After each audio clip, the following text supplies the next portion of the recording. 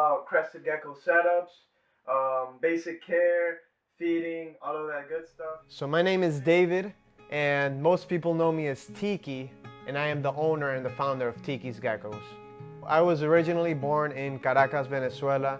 From a very young age, I always knew I wanted to work with animals, but everybody told me to work as a veterinarian because that's what paid the best. But deep inside, I knew I didn't want to do that because I'm a little bit squeamish, so I didn't want to see animals getting hurt and all this. Fast forward a couple years, when I was about 8 or 9 years old, we actually had some people come into our house, some corrupt government officials. They basically robbed us, and from 1 month to another, my parents decided we're moving to the United States. When we did move to the United States, we came here, basically left everything back home. We didn't know much people here, we didn't have anything, and we already had a family member that lived here, which was my aunt. She married an American guy. This American guy happened to be the guy who introduced me into reptiles because he used to breed all kinds of boas and pythons. You know, I was always fascinated by Jurassic Park, as I think most of us are. When I found out that you could keep iguanas and different types of reptiles as pets, I just wouldn't stop bugging my mom and my dad about it. Knowing my new uncle, worked with reptiles, I asked them to ask him about them and what animal would be good. Originally, I wanted an iguana, but he said that was not a good pet, and he decided to buy me and send me a bearded dragon instead. And from then on, you know, it just turned into an obsession pretty much.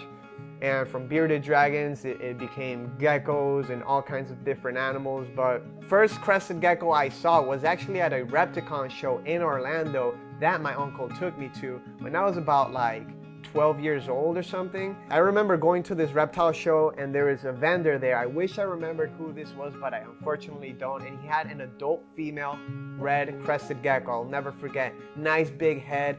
And he was like, "Here, you want to hold it?" And when I held that animal, I just fell in love. As soon as I got back home, I started researching everything about crested geckos. I started looking up prices, and I was set on buying one of these animals and keeping them as a pet. Fast forward a couple years, I didn't get my gecko because they were a little bit harder to find back then. One time, we were just going past stores. We were looking for stores all around, trying to find this crested gecko. And we're driving down and we see a Petco. And my uncle's like, "Do you want to stop there? Do you want to, try to see if they have a crested gecko?" And I'm like, "No, they're never going to have it. It's a Petco. We're going to reptile stores, specialty stores, and we're not finding them." So I'm like, "We're never going to find it at a Petco." But he convinces me. We end up stopping at the Petco, and we end up finding 3 different crested geckos. 2 of them were tailless and 1 had a tail, so I went with the one with the tail. I bought that one. A couple months later, I decided to buy some females. I started breeding them, and that was that. I actually ended up selling all those geckos. I got a sugar glider. I got into different animals, and then I was like, damn, something's missing. So I went back to the crested geckos, and I actually purchased one gecko in particular that really got me, wanting to breed, which was Twigs. Some of you guys may know him from the past videos, but Twigs I got from Anthony Caponetto at AC Reptiles, and he was the most beautiful gecko I had ever seen. So once I saw the different colors that these guys could come in, I was like, that's it.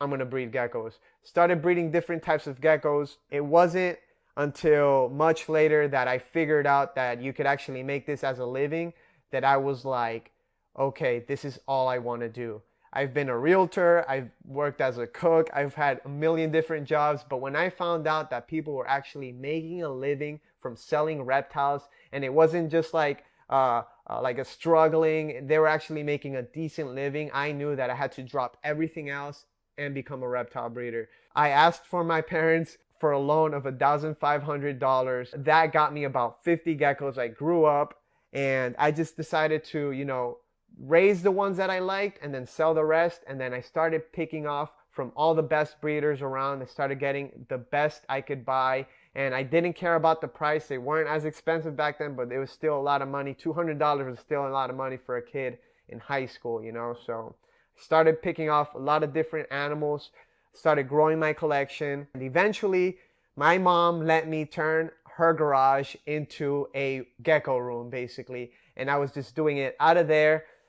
By the end of high school, you know, I'm graduated. The thing is picking up. I was already doing YouTube, but then Manny comes into the picture, and I meet Manny. He in one of my classes in high school, but after we graduated, we became really good friends. I told him about geckos because he was already into animals, and I'm like, you got to check these things out. He comes over one day, and I basically let him hold a crested gecko, and he walks out with a crested gecko I sold him that he's probably gonna say that he overpaid for, but he didn't. That's what really started our friendship and our partnership in this business, because after that he started, you know, doing all the YouTube videos with me, all the reptile shows, and it just snowballed into what it is now. And now I would not be able to be where I am if it wasn't for Manny. So definitely I'm glad that I met Manny and that he helped me build this gecko empire and reptile empire that we have now.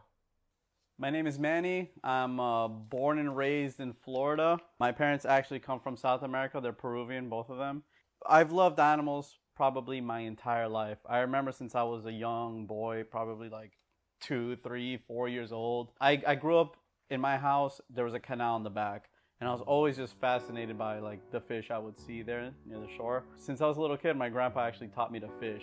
And I remember the first time I caught a fish and how excited I was to see it, how cool it was. I was just completely fascinated by this like little alien I had in my hands. Basically, ever since then, I've loved animals. You know, we've always had a lot of animals in my house: dogs, cats, birds. I remember my first breeding experience ever also came when I was a young kid, probably like around 6, 7, 8 years old. My dad started getting lovebirds, these African lovebirds, beautiful little birds. And then we would raise them. He would be me and my younger sister.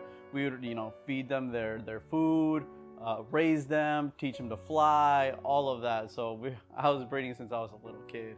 And I always loved mixing the colors, making different colored birds. We would sell them to the pet shops. We would trade them with other people who had lovebirds, get different, you know, types of lovebirds. It was actually one of my favorite things to do as a kid. I've always loved reptiles, but I've never really realized you could keep them, kind of like we did dogs and cats, birds.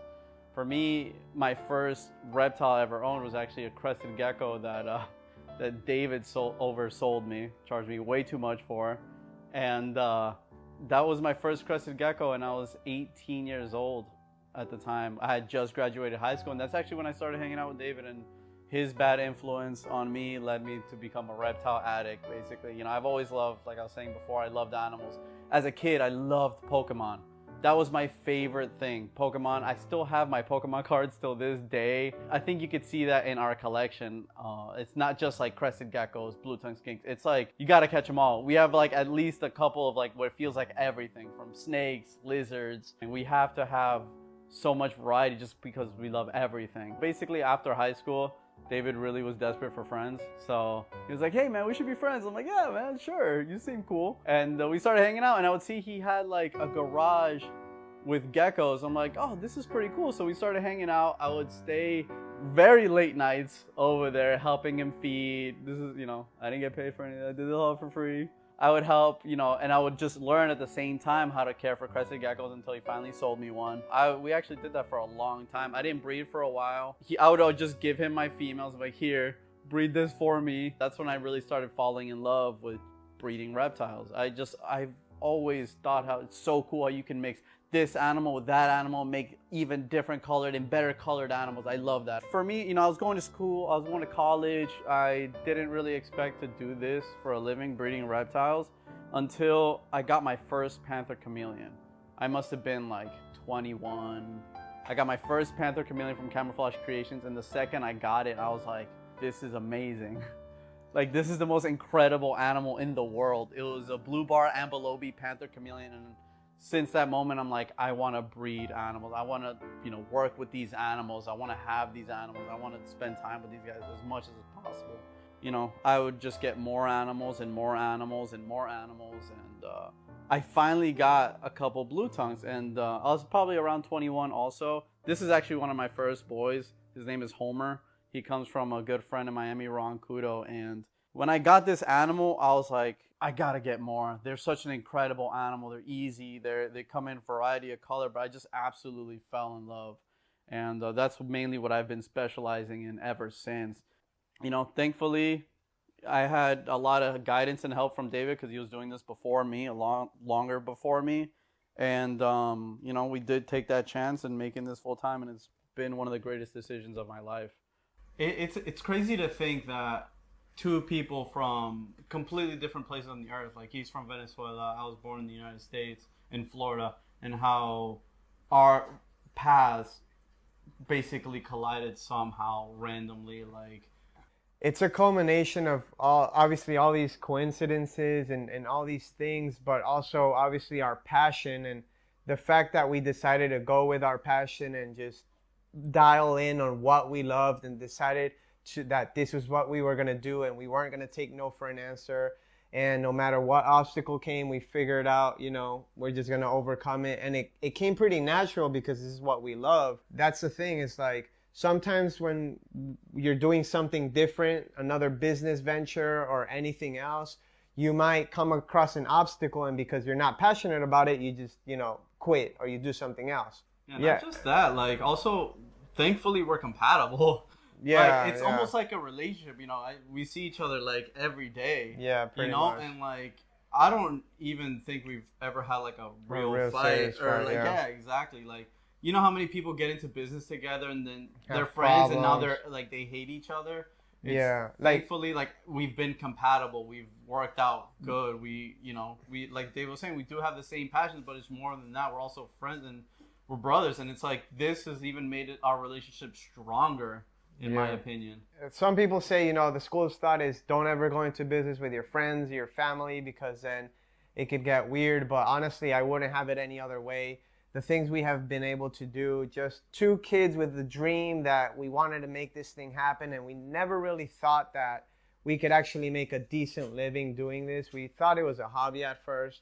Just to get to this point, it's been really amazing, and I wouldn't change it. I wouldn't change it for anybody else.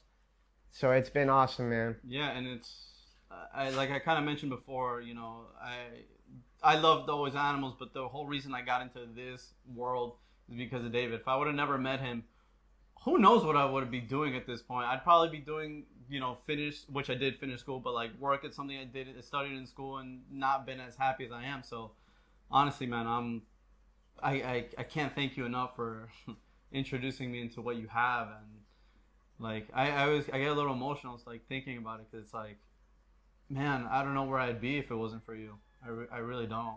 There you go. Yeah. Love you, man. I love you too, man. The bromance is real.